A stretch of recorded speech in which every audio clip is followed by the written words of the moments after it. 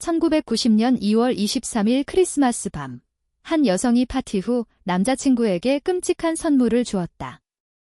그건 바로 그녀의 여동생이었다. 당시 그 소녀는 의식을 완전히 잃은 상태였다. 남자친구는 그 상황을 이용해 음란한 행위를 저질렀고, 이는 어린 소녀의 비극적인 죽음으로 이어졌다. 이는 이 커플이 저지른 끔찍한 범죄 연쇄의 일부일 뿐이다. 그들은 수많은 잔혹한 범죄를 일으켰는데 남편은 20건의 사건에 연루되어 진간의 탈을 쓴 괴물로 불렸다.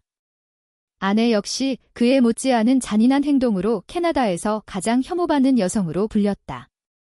그러나 예기치 않은 전개가 발생하며 가해자가 피해자로 변했다. 그 해에 실제로 무슨 일이 일어난 걸까? 여러분은 어두운 기록 채널을 보고 있다. 이곳에서 우리는 가장 미스터리한 사건들과 여러분이 들어보지 못했을 스릴 넘치는 이야기를 함께 탐구한다. 늘 그렇듯 이 커플의 끔찍한 범죄를 알아보기 전에 망설이지 말고 좋아요를 누르고 채널 구독과 알림 설정을 해주셔서 저를 응원해주세요. 이제 우리는 캐나다 1964년으로 시간을 되돌려 사건의 세부 사항을 알아보겠다. 폴 버나도 1964년 8월 27일 스카버러라는 작은 도시에서 태어난 폴 버나도는 활발하고 예에 바르며 호감 가는 아이였다. 그러나 그 외면 뒤에는 파란만장한 어린 시절이 있었다. 9세의 그는 아버지가 치녀 동생을 학대했다는 혐의에 직면했다. 16세의 폴 버나도는 어머니로부터 자신이 불륜 관계에서 태어난 결과라는 충격적인 사실을 알게 되었다. 이런 상처들은 폴 버나도를 원한의 구렁텅이로 밀어넣었다. 그는 어머니를 공개적으로 모욕했고 신랄한 말로 반격을 받았다. 초기에 실패한 관계는 그를 더욱 무너뜨렸다. 연이은 불행은 원래 온순했던 폴 버나도의 인격을 왜곡시켰다. 어두운 망상들이 그의 정신을 점령하기 시작했는데 그 중에는 병적인 처녀 수용소에 대한 아이디어도 있었다. 대학에 다닐 때 그는 다재다능한 사람으로 보였고 여러 여성과 동시에 관계를 유지할 수 있었다. 하지만 그 이면에는 여자친구를 깎아내리고 위협하며 모욕하는 인물이었다.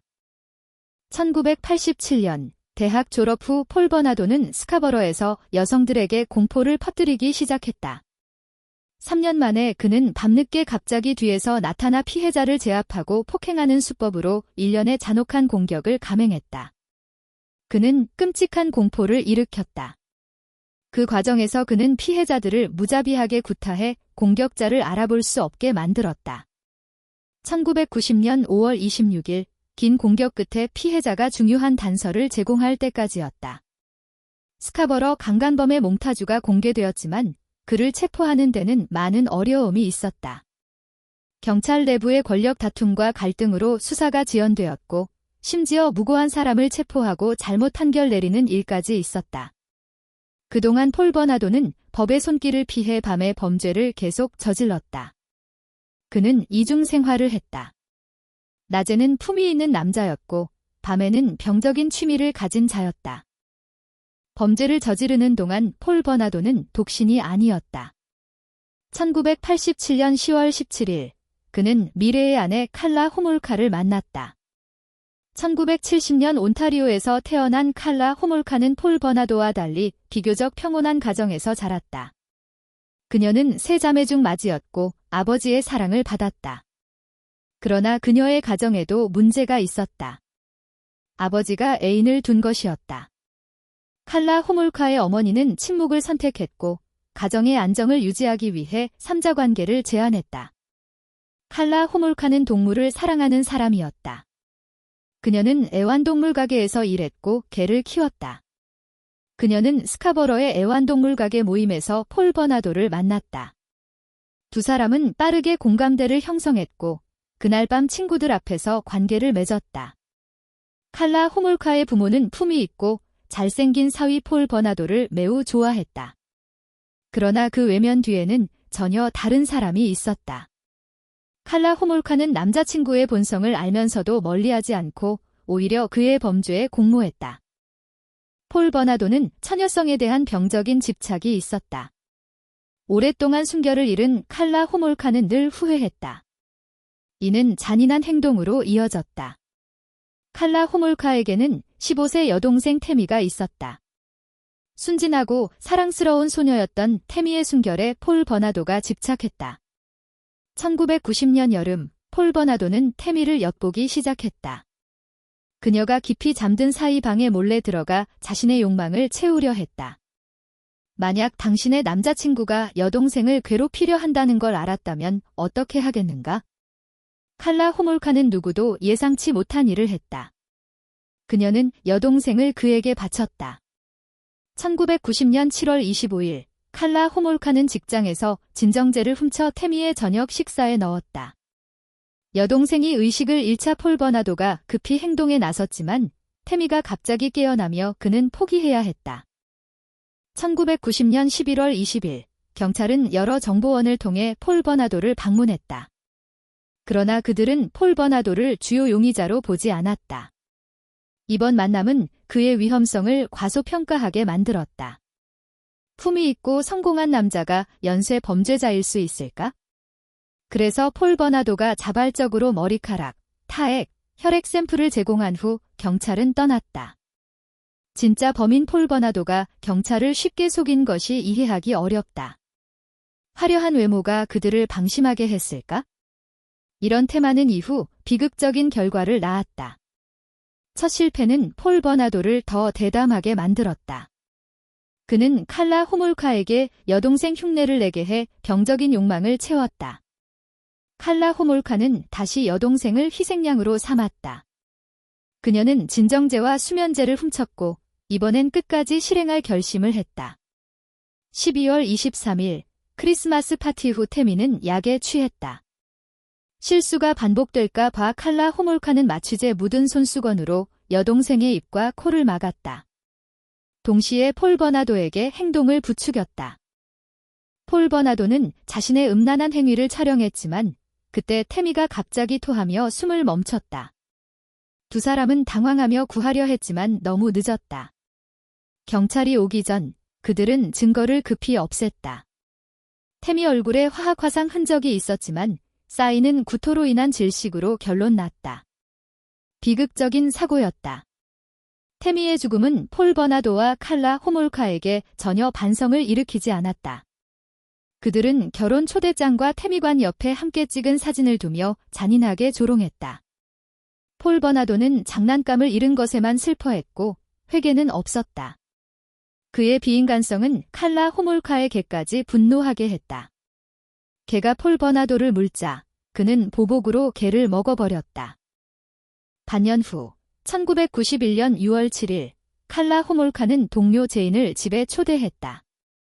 제인은 태미를 닮았을 뿐 아니라 순결한 소녀였다. 이는 칼라 호몰카가 폴 버나도에게 준 결혼 선물이었다.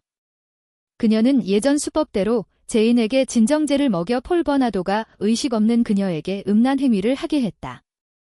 다음 날 아침, 제인은 두통과 구토를 겪었지만 자신이 당한 일을 모르고 술에 취한 줄 알았다. 6월 29일, 이 커플은 호화로운 결혼식을 올렸다.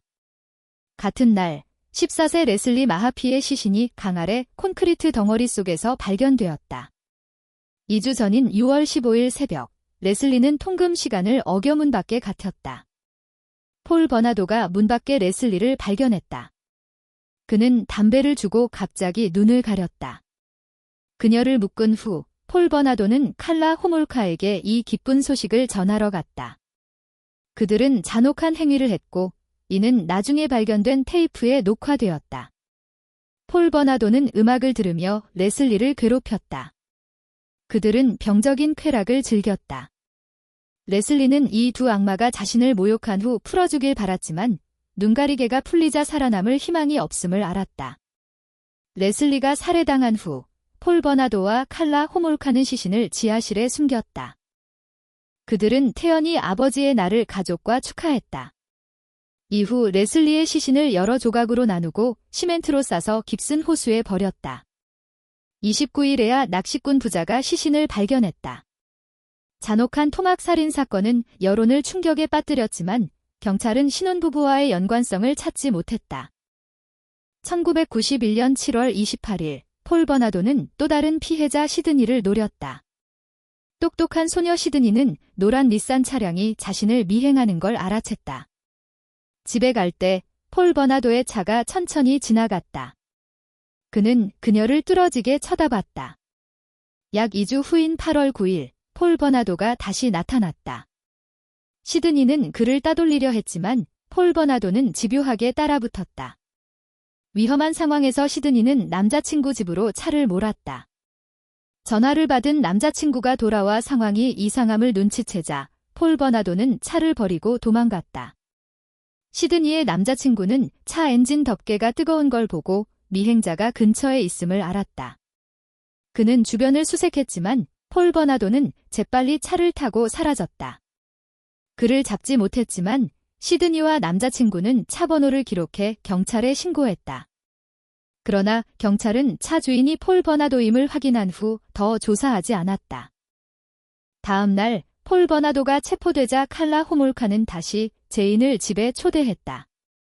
제인은 또 약에 취했다. 이번엔 문제가 생겼다. 괴롭힘 중 제인이 질식했다. 그들은 응급처치를 하며 911에 전화했다. 다행히 제인은 살아났다. 칼라 호몰카는 911에 괜찮다고 안심시켰고 사건은 묻혔다. 야성이 통제되지 않으면 범죄가 생긴다. 폴 버나도는 무모해졌다.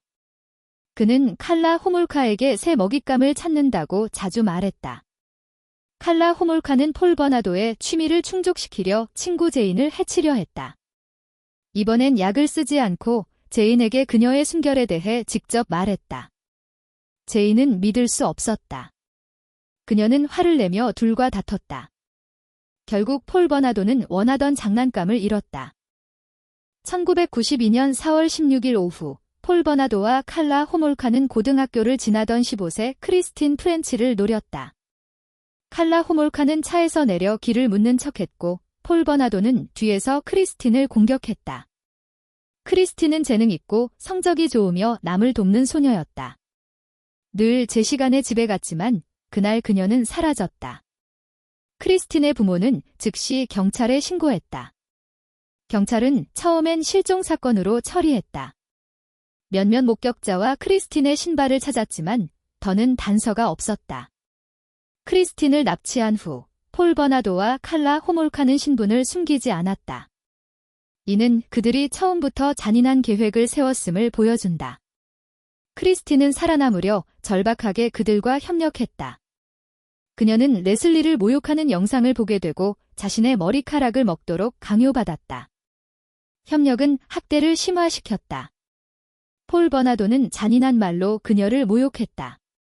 며칠간 고문당한 크리스틴은 더 버티지 못하고 저항했다. 그러나 그녀의 저항은 운명을 바꾸지 못했다. 4월 19일 밤, 폴 버나도는 칼라 호몰카 집에서 부활절 저녁을 먹었다. 그 전에 그는 크리스틴을 살해했다. 그녀의 시신은 도랑에서 발견되었다. 머리카락은 거의 다 잘렸고 몸은 깨끗이 씻겨 있어 실종 기간 동안의 학대가 즉시 드러나지 않았다. 1992년 12월 27일 폴 버나도는 칼라 호몰카를 폭행해 중상을 입혔다.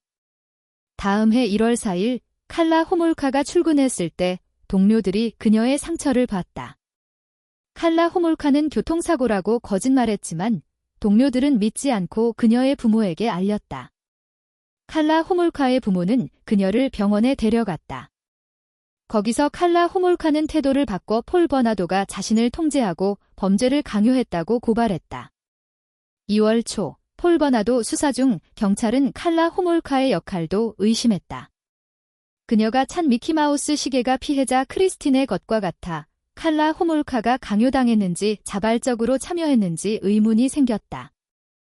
2월 17일 경찰은 2년 전 폴 버나도가 제공한 혈액 샘플을 비교해 그가 스카버러 강간범임을 확인하고 체포했다. 이틀 후 경찰은 그의 집에서 음란물과 범죄 기록을 발견했다. 폴 버나도의 공격 행위에 대한 증거는 충분했지만 살인 혐의를 입증할 증거는 부족했다. 이때 칼라 호몰카의 진술이 매우 중요해졌다. 변호사의 조언에 따라 칼라 호몰카는 경찰과 협력해 피해자로서 폴 버나도를 고발하기로 했다. 5월 14일, 그녀는 정부와 유죄 인정 합의를 맺었다. 합의에 따르면 그녀는 폴 버나도에게 통제되고 학대받은 피해자로 간주되어 10년형을 받았다. 그 대가로 칼라 호몰카는 폴 버나도의 살인 사건에 대한 증거와 증언을 제공해야 했다. 합의 후 칼라 호몰카는 폴 버나도의 범죄에 대해 진술했다. 그러나 그녀의 진술은 모순으로 가득했고 불리한 세부 사항을 숨겼다. 그녀는 폴 버나도를 비난했지만 피해자들과 친한 친구처럼 지냈다고도 했다. 칼라 호몰카는 자신이 폴 버나도에게 학대받고 통제당한 피해자라고 주장했다. 그녀는 폴 버나도의 폭력과 통제 행위를 자세히 말했다. 옷을 정해주는 것부터 그녀를 깎아내리는 말까지였다. 칼라 호몰카의 진술은 의심스러운 점이 많고 폴 버나도를 비난하려는 의도가 분명했지만 판사는 그녀를 믿기로 했다. 1993년 6월 28일 칼라 호몰카의 재판이 열렸다. 많은 이가 형량이 10년에서 12년으로 늘어난 이유를 궁금해했다. 재판 전 수사팀이 칼라 호몰카가 가족에게 쓴 편지를 발견했기 때문이다. 그 편지에서 그녀는 태미의 죽음에 연관되었음을 인정했다. 폴 버나도의 재판이 다가왔지만 예상치 못한 일이 생겼다. 1994년 9월 22일 경찰은 폴 버나도와 칼라 호몰카의 범죄 행위를 담은 6개의 비디오 테이프를 입수했다. 사실 폴 버나도의 변호사는 이 테이프를 미리 받았지만 딜레마에 빠졌다. 테이프 공개는 칼라 호몰카의 거짓을 드러낼 수 있었지만 폴 버나도에게 더 무거운 형을 초래할 수도 있었다. 고민 끝에 변호사는 칼라 호몰카의 예비 신문에서 테이프를 사용하기로 했다. 그러나 변호사와 폴 버나도가 테이프 보관 장소를 논의할 때 검사가 들었다. 압박의 변호사는 테이프를 제출하고 사건에서 물러났다. 테이프는 칼라 호몰카가 범죄에 적극 가담했음을 보여줬다. 일부 경우 그녀는 폴 버나도보다 더 주도적이었다. 그녀는 제인과의 범죄도 숨겼다. 테이프의 등장은 칼라 호몰카에 대한 새 혐의를 초래할 수 있었다. 제인은 진실을 알았지만 사생활 보호를 위해 고소하지 않았다. 당국이 테이프 증거로 칼라 호몰카를 기소하지 않은 결정은 논란을 일으켰다. 그들은 그녀의 증인 역할이 영향을 받을까, 전체 재판이 재검토될까 우려했다. 재검토는 폴 버나도의 살인 혐의 입증을 어렵게 할 수 있었다. 이 결정은 캐나다 언론에서 장마와의 거래로 불리며 대중의 분노를 샀다. 그동안 칼라 호몰카는 감옥에서 편안히 지냈다. 테이프 등장으로 폴 버나도의 재판은 연기되었다. 1995년 9월 1일 폴 버나도의 재판이 열렸다. 배심원단은 그가 납치, 불법 감금, 심각한 음란 행위, 1급 살인, 시신 모독 등 여러 죄를 저질렀다고 판결했다. 그는 종신형을 받고 25년간 가석방이 불가했다. 폴 버나도는 좁은 감방에 갇혔고 하루 1시간만 밖에 나올 수 있었다. 스카버러 괴롭힘 사건 청문회에서 폴 버나도는 위험성을 인정하고 살인 외 모든 죄를 시인했다. 그는 두건의 살인에 대해 칼라 호몰카를 비난했지만 법원은 칼라 호몰카의 증언을 근거로 그를 유죄로 판결했다. 사건은 끝났지만 후유증은 계속되었다. 칼라 호몰카의 어머니는 정신적으로 무너져 자주 임원했다. 피해자들은 칼라 호몰카와 폴 버나도에게서 사과를 받지 못했다. 여론은 칼라 호몰카의 진짜 역할에 대해 논쟁했다. 그녀는 피해자인가, 공범인가? 감옥에서 칼라 호몰카는 속옷 교환과 동료 수감자와의 관계, 동성 연인과의 교제 등으로 의심을 키웠다. 그녀는 연인에게서 비싼 선물을 받고 헤어졌다. 칼라 호몰카의 행동은 범죄자에 대한 열광적 매력을 보이는 하이브리스토필리아 증후군과 비슷했다. 일부는 그녀가 자기애적 인물이라고 봤다. 그녀는 자신의 매력을 확인하려 폴 버나도가 필요했고 그의 요구에 응했다. 폴 버나도가 다른 여성에게 끌리자 칼라 호몰카는 질투하며 그를 되찾으려 주도적으로 살인에 가담하거나 도왔다. 폴 버나도는 노예 양성이라는 병적인 아이디어를 가졌다. 그는 칼라 호몰카가 태미를 실수로 죽이자 화냈고 이후 그녀의 마취제 신뢰도를 의심했다. 또 다른 분석은 폴 버나도가 여성의 적대적이었다고 본다. 그는 피해자를 신체, 정신, 생명까지 완전히 통제하려 했다. 이 극악무도한 범죄자는 감옥에서도 평온하지 않았다.